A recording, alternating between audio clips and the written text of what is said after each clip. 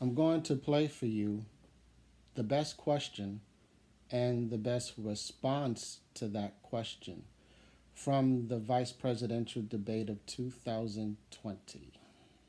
And I want to close tonight's debate with the question posed by Brecklin Brown.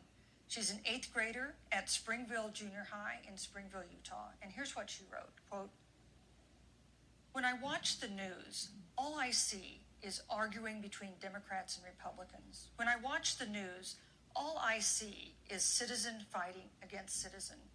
When I watch the news, all I see are two candidates from opposing parties trying to tear each other down. If our leaders can't get along, how are the citizens supposed to get along?" And then she added, "Your examples could make all the difference to bring us together," end quote. So to each of you in turn, I'd like you to take 1 minute and respond to Brecklin. Vice President Pence, you have 1 minute. Brecklin, it's a wonderful question. And let me just commend you for taking an interest in public life. I started following the news when I was very young. And in America, we believe in a free and open exchange of debate. And we celebrate that. And it's how we've created literally the freest and most prosperous nation in the history of the world. I would tell you that don't assume that what you're seeing on your local news networks is synonymous with the American people. You know, I look at the relationship between Justice Ruth Bader Ginsburg, the late justice who we just lost from the Supreme Court, and the late Justice Antonin Scalia. They were on polar opposites on the Supreme Court of the United States. One very liberal, one very conservative. But what's been learned since her passing was the two of them and their families were the very closest of friends.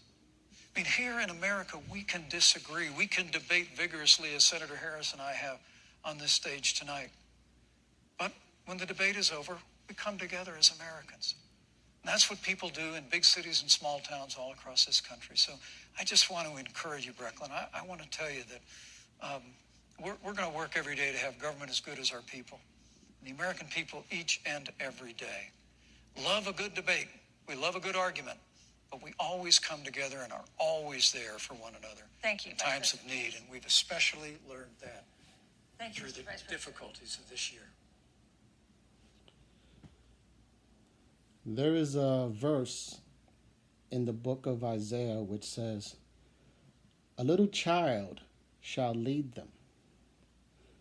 I believe that young girl, an eighth grader, led the ending of that debate to a heartfelt question.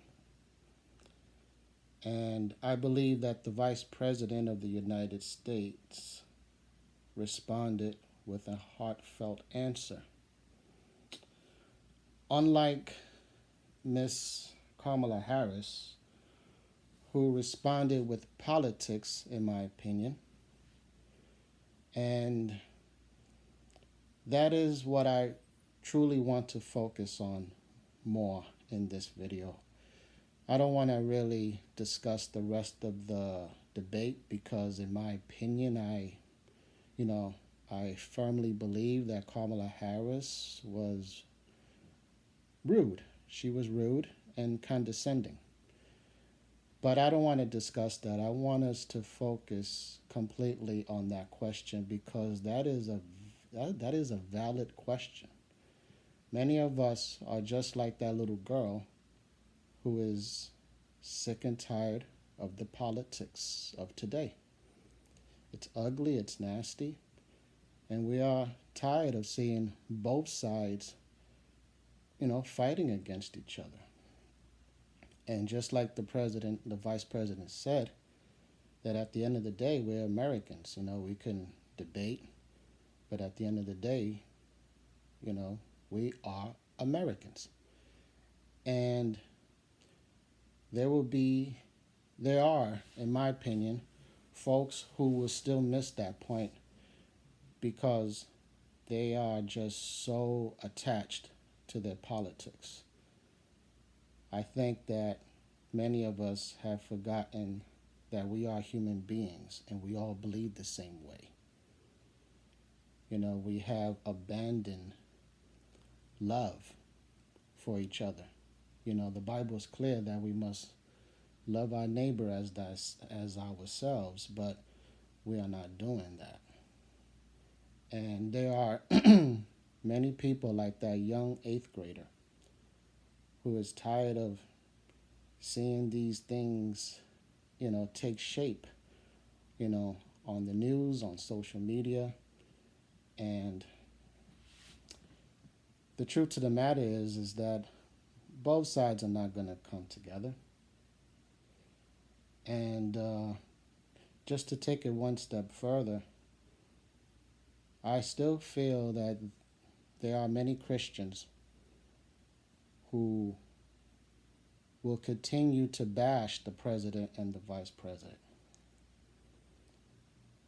And it's a shame, because instead of them being so critical,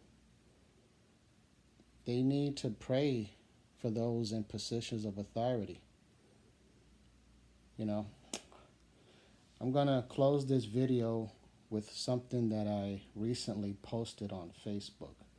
And I believe that this was, summarize what I'm trying to say in this video.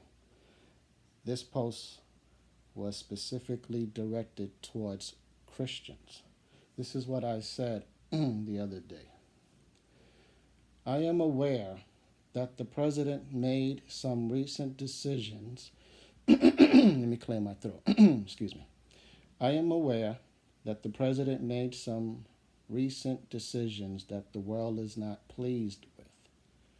Driving around for his supporters with COVID-19 in his system was not a wise choice, in my opinion. Returning to the White House so soon appears to be careless in the eyes of those who can't stand him. Nevertheless, if you are a true Christian who has accepted the whole Bible from cover to cover, then you will know not to have nothing to do with the fruitless deeds of darkness, according to Ephesians chapter 5, verse 11.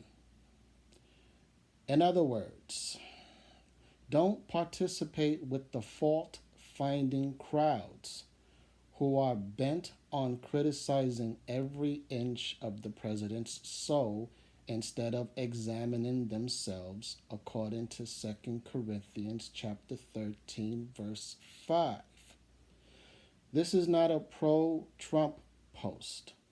This is a pro-Christ post, with the intent to let true Christians know that it is more important to clean up your own filthy laundry rather than launching spitballs at the president from fragile glass houses. This is the Preacher Man signing out. May the Lord Yeshua Mashiach bless you all and your loved ones. And in Yeshua's holy name, I say all of these things. Amen. Peace.